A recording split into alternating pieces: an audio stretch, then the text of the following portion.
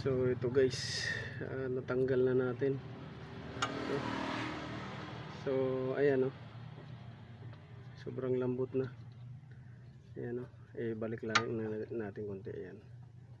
Ayan, pagka hinawakan mo ganyan o, sobrang lambot.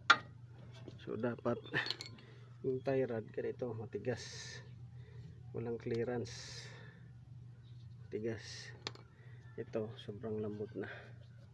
So ito yung dahilan, kahit anong adjust mo dito sa 2 in 2 out, hindi na kaya i-adjust yung 2 in 2 out nya dahil sira na yung tie rod end outer.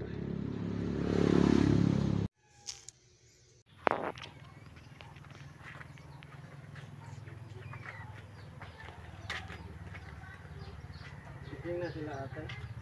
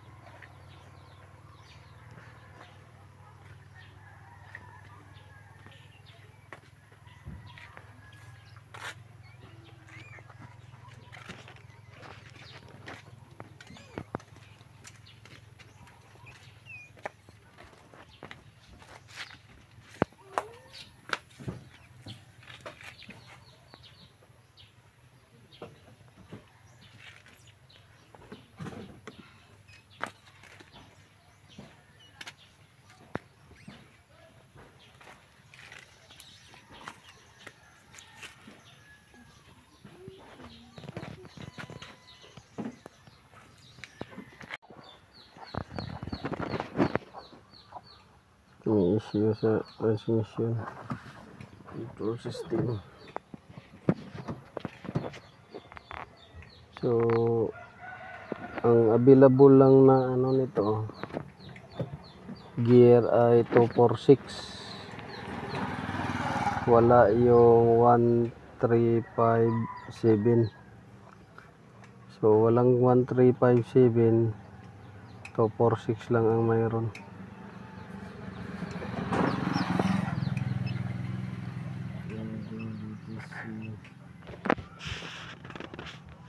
Transmission control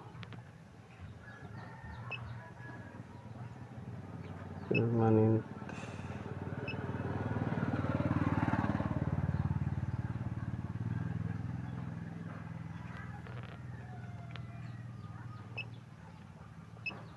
Record.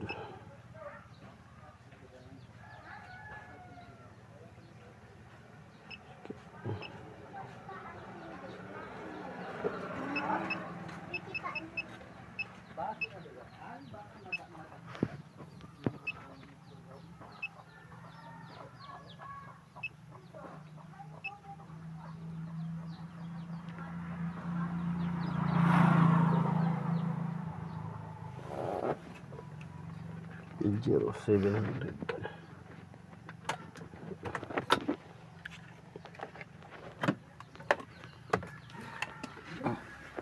So walang 24, ay mayroong 246, walang 1357. So gagawin natin ito ay i-check natin yung TCM nya. So check natin TCM, pero punta muna tayo dito sa fuse box para makita natin baka mayroong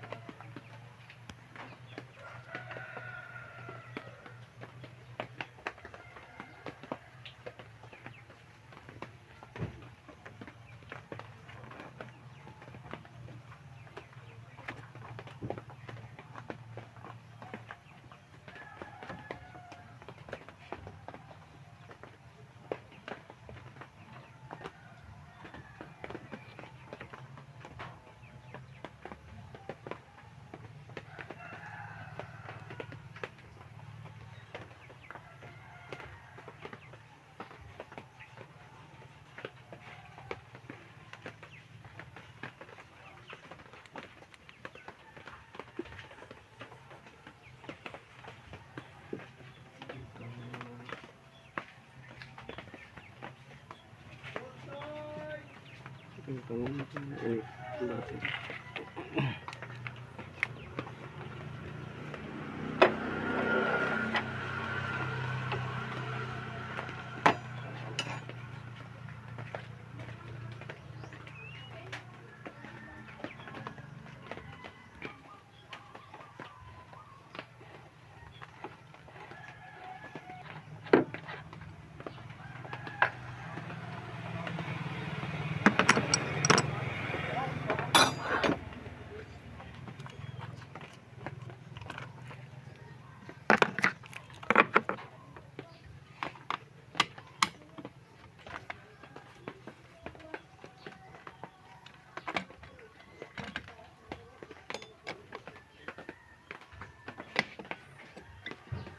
Asin.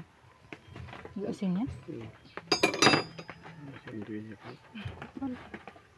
Aray. Asin.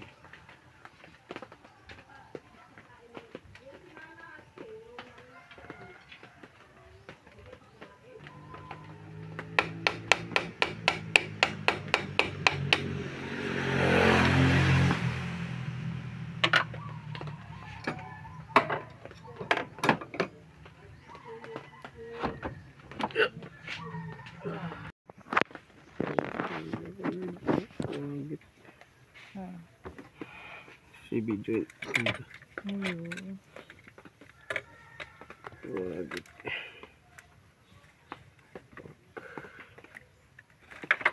Flashlight pa.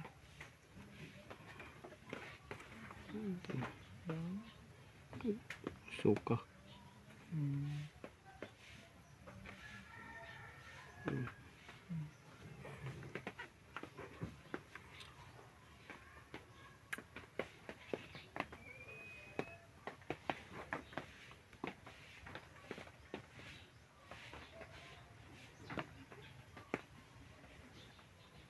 Meron dito mga matag-repair na. Bago ko na ito pero ito tsura. Ni-repair. Bago na inilisan. Bago na-repair. Bago tag-ilisan. May crack? May crack ba? Pero ito no. Dikit lang yan. Posible ganyan yung jaga ng ano. Ganyan yung jaga ng lipa. Straight, no? No?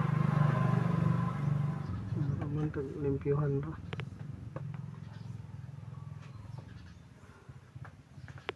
Buo ni mo ba? Hindi sa banda. Daw man module.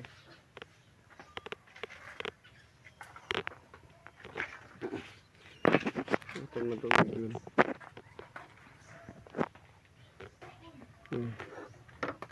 Module niya. Solar.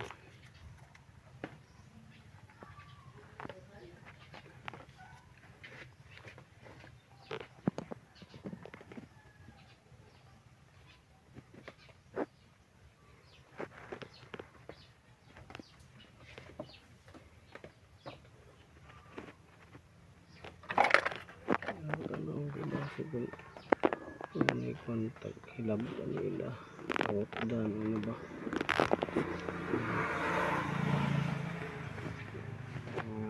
magtungan idungan ni dahil dugtong na green Kasi yun?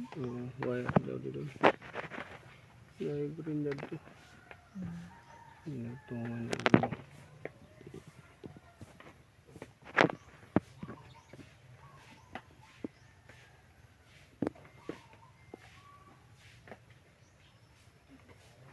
okay, mayroon lang siya 2, 4, 6, 1, 3, 5, 7 waya.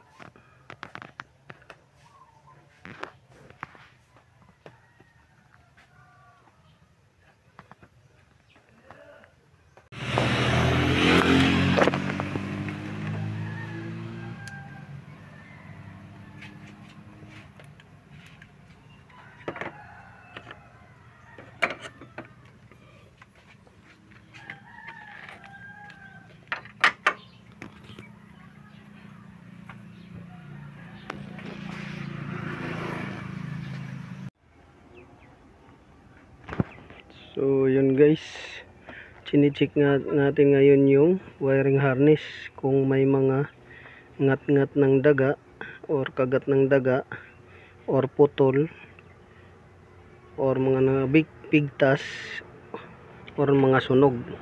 So dito may nakita tayo, ito may dugtungan. Ayan, may dugtungan siya, oh. Dinugtungan nila. So either naputol to or kinain ng daga. So yan, dahil may dugtungan, may mga talsik pa ng lead. So ngayon tatanggalin natin tong actuator. So itong actuator,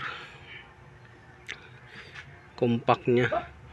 So itong actuator, nandyan yung push rod para sa dual clutch. So yan yung tatanggalin natin dahil ang problema nito walang 1357. So 1357 wala. So 2, 4, 6 lang. So yan yung check natin. Tapos na-confirm na natin na mali yung nilagay nilang langis, pang CVT, hindi pang manual transmission fluid, dual clutch, kundi pang CVT ang nilagay. So didrain pa natin yung langis, pero unahin natin muna itong check natin yung clearance, kung tama ba yung clearance, at saka yung flywheel nya, kung hindi ba masikip or nagpi-freewheeling ba. So ayun guys, so atin na natanggal yung mga harness at na-check natin na isa lang yung may dugtungan. So ngayon i-check natin yung clutches nya. Dapat yan guys nagpe-freewheeling. So freewheeling dapat. So ngayon i-check natin yung harness. Susungkitin natin yung harness, ay i-check natin yung dual clutch nya.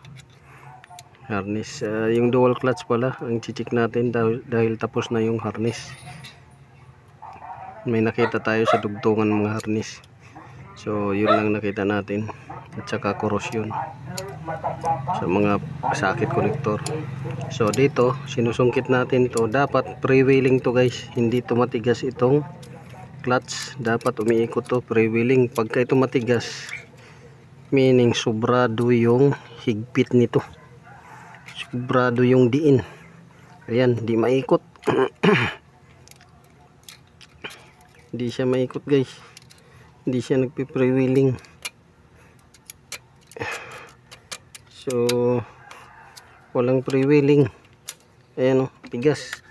So naka neutral na yan, dapat is malambot yan. Ayan, neutral na. Neutral, dapat malambot na yan.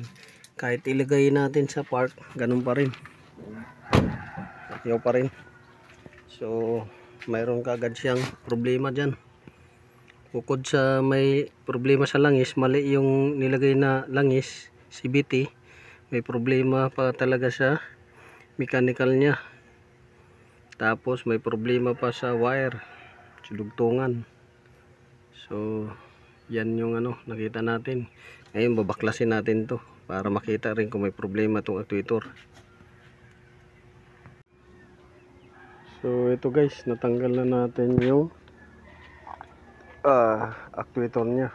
So ang tawag nito na actuator ay dual clutch cylinder actuator. So dual clutch cylinder actuator. So dalawa ang nito, motor, isa dito, isa dito. So may harness to siya. So ito yung nagre-release ng dual clutch. So ngayon titingnan natin kung gaano ka layo yung nito, clearance. So dapat dito ang clearance dito ay 71 mm, dito 6.5 mm. So dito 71, dito 6 mm. So yun yung clearance niya. So sukatin natin kung pasok ba siya. So yung 71 guys dito sa ano natin, electronic burner caliper, yan. So lobat to, yan, lobat, ayaw mag-on. So ang gagamitin natin ay itong manual na lang. So yan yung 71, ilalagay natin dito, tutusok natin. So kita mo yan, malayo siya. So dapat umabot siya dito. Dito umabot. Dapat umabot yan dito. Dito. So kita mo, malayo yung 71. Ano, malayo. So yan yung ano. Yan yung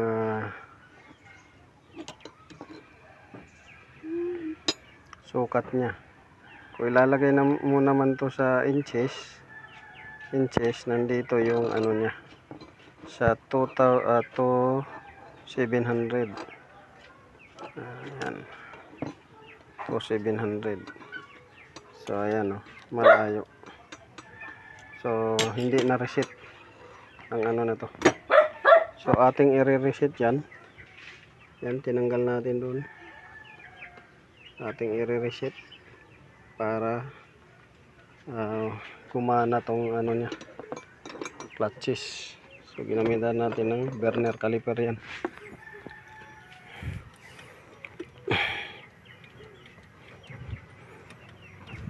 So ang nangyari ay tukod siya, tukod. Ayan, oh, matigas pa rin, tukod ang actuator rod. Tapos itong transmission tukod din. So dapat to may ano to dapat to pre-wheeling. Dapat pre-wheeling yan siya. Kaso hindi nagpe-pre-wheeling. So may problema. So ating ayusin yan para gumana. Stuck up pa yung rod nya.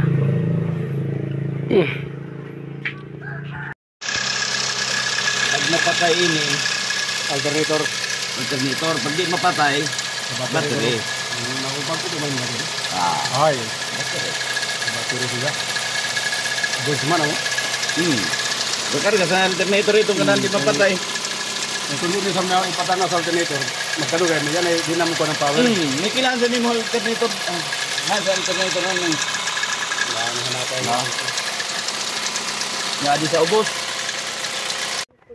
Hello guys, good morning. So welcome back to my YouTube channel. So mayroon tayong gagawin ngayong grass cutter. So nag-overheat to.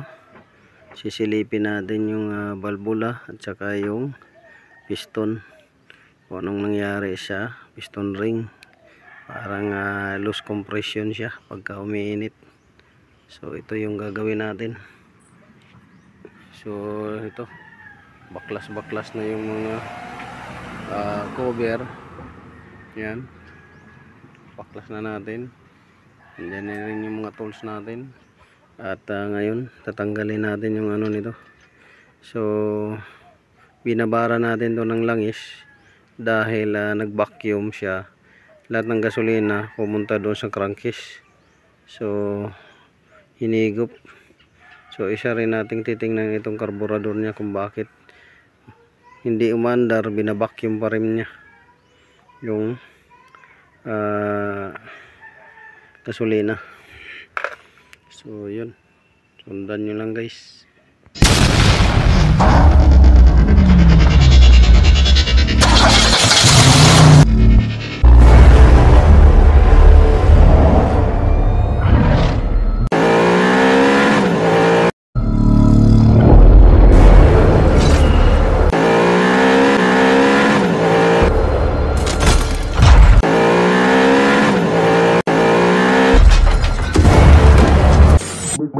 Make